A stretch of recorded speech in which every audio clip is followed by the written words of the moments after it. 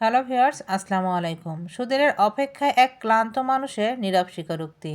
নিজেকে আমি অনেক সান্ত্বনা দিয়ে আসা মানুষ। প্রতিটা কঠিন সময়ের প্রতিটা ভাঙনের মুহূর্তে নিজেকে বলেছি, সুদিন খুব কাছেই। এই কথাটাই ছিল আমার একমাত্র আশ্রয়, একটা নরম বালিশের মতো, যার উপর মাথা রেখে রাতগুলো পার করে দিতাম। কিন্তু সময় যত এগিয়ে আসছে, জীবন ততই কঠিন হয়ে আসছে। তাই বুঝতে পেরেছি, সুদিন আসলে এতটা কাছাকাছি ছিল না, হয়তো কখনোই ছিল না। এক দীর্ঘ অপেক্ষার পর আজ মনে হয় আমি নিজেকে মিথ্যা বলেছিলাম, নিজেকে সান্ত্বনা দিয়ে বাঁচিয়ে রেখেছিলাম। এখন আমি সেই মানুষ যে নিজেকে আর কোনোভাবেই সামলাতে পারি না, যে রাত পার করে দুশ্চিন্তায়, যার ভোর হয়ে আসে চোখের নিচের কালো ছাপ রেখে।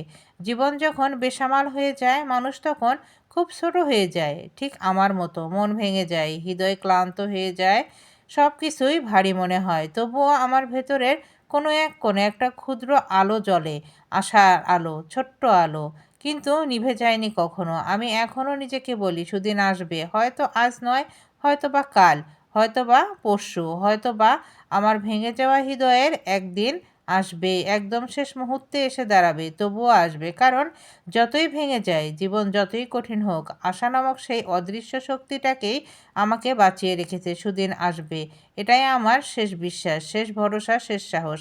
আর এই সবটুকু নিয়েই আমি এখনও টিকে আছি, বেঁচে